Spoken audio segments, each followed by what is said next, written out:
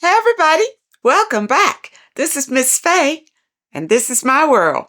Today's topic is there are spiritual roots in mental illness. There are spiritual roots in mental illness.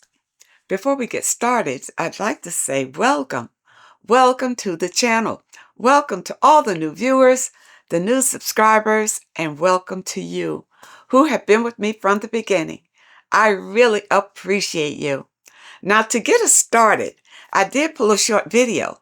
Let's watch this video, and we have a letter. We're going to dive right into this letter and talk about this issue. There are spiritual roots in mental illness. Here we go. Understanding the spiritual roots of mental disorders. So many today are struggling with anxiety, fear, anger, depression, intrusive thoughts, paranoia, bipolar, narcissism, schizophrenia, even sociopaths, identity issues, and other mental disorders today. So what is really causing these mental disorders to manifest? What are the spiritual roots of most mental disorders? When people are emotionally hurt and wounded by a parent or others growing up and have a hard time forgiving them, they become hurt, sad, angry, resentful, and bitter in their hearts, and will then be tormented in their minds by demonic voices. They will be mentally tormented. The National Science Foundation did a study in 2005 that found the average person has 12,000 or more thoughts a day, of which 80% of those thoughts are negative and 95% the same thoughts they had the day before. So many of those thoughts are demonic voices in their minds. Okay, let's dive into this letter. My mother was schizophrenic, and she frequently refused to take medications that would keep her balanced. Well, you know those medications, they keep them kind of doped up. And a lot of people who take these medications, they don't like to take them because they don't like the feeling that it gives. Whatever the side effect is, patients don't like it. So that's why they don't take the medications. She would have frequent breakdowns and would lead to her going to a mental hospital, thus leaving my brother and I to foster care or to live with relatives. I know that was hard. I know that was really hard. You know, a lot of us have mental illness in our families. It just is. While in foster care, which wasn't the worst, but it was pretty hard because the children would beat us up and try to make us do things that we knew were unacceptable. The worst was living with family who sexually abused me and my brother. My brother did not survive it very well. Today, he has mental illness. Yeah, because of the torture that he went through, these abuses. And your mother probably suffered the same abuses, and that's why she has this problem. While living with my mother, I was raped by a young man that was several years older than me.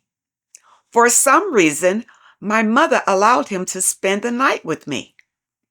I had a friend previously who was male, who also spent the night, but we never thought about sex. We were innocent at that time. However, my mother allowed another older boy to spend the night who knew about sex, and he raped me. I became very promiscuous after that situation. I was 9 years old when he raped me. Wow. A few years would pass that I would not see him, and then one day he spotted me and came to visit me. My mother thought it was a good idea that he should be my boyfriend, but I didn't like him. However, I tried to tolerate him. For your mother. Yeah, you you know, this is your mother, so you kind of want to please her. During this time, I was in the 7th grade. High school boys started to come and visit me, and my mother allowed them to do so. I don't know why your mother was doing this other than the energy that she had inside of her. And the energy was telling her that there was nothing wrong with it. You know, she knew these boys were molesting you, but the energy in her saw no fault in it. Okay, and we'll go into that. I did have sex with them, many of them, until I became pregnant, of course. My mother forced me to have the child, and after the birth, he passed away. Okay. I started writing a book about my childhood during that time, and I have a lot of hurt feelings as I go through each chapter. Well, I'm hoping as you're writing this book, it's a healing process for you. Okay, I'm really hoping that it is a healing process. And if you're on your spiritual path, then it can be. All right. So let this be a way for you to overcome this trauma. I also have fear about how people will see me and judge me. Don't worry about that. You know, when you step out of your comfort zone, you can't worry about what other people are going to say or do or any of that. Just do what you are inspired to do. But I still feel the need to write my book. I feel like I'm peeling off the negative parts of an onion as I write this book. But that's good. That's healing. Okay. I want you to talk about childhood abuse and how to deal with that as an adult. Well, it's a hard thing. I'll tell you why. Unless you heal as an adult, then you are carrying that same energy as you were brought up with. All right. And let me explain this. Okay. See, mental illness. And you know, I'm a spiritual healer. So the way I talk to you is through a spiritual perspective. First, you need to understand that. Okay. All right.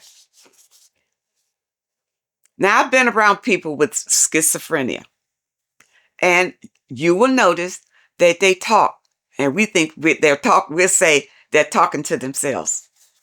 Where actually they're talking to low vibrational beings. That's who they're talking to. All right, they're not talking to themselves. And these beings are communicating back with them. All right. Because if you see them out on the street, you know, these homeless people, they're out talking. They're not talking to themselves. They're talking to low vibrational beings. You'll call them demons. That's who they're talking to. And these demons have taken them over. And the medical field, the only thing they know to do about it is sedate these people, so sedated that maybe they can't pick up the communication from the demons. It just kind of puts them in a sleepy state or whatever. But it's spiritual, people. This is the issue. This is why there's no cure. It's spiritual. Anyone who has a mental illness, and you know, like the guy said in the video, it came out of some hurt that they felt growing up. Some kind of hurt, unless it was a generational curse. Now, if it's a generational curse, that energy follows that family all the way down the pike until somebody can break the curse. All right. But it is demonic energy. That's what it is, people. And the only way to overcome it is through spirituality. It's through spiritual healing. Of course, these people are not going to see it, you know, because the demon has actually taken control of them. You know, some of them, if they grew up in a Christian organization, then they turn to be spiritual. You know, they want to call people out as being this and being that, but all the time a demon is operating inside of them. Okay. But they will quote the Bible to you and then flip and want to hurt you. You understand?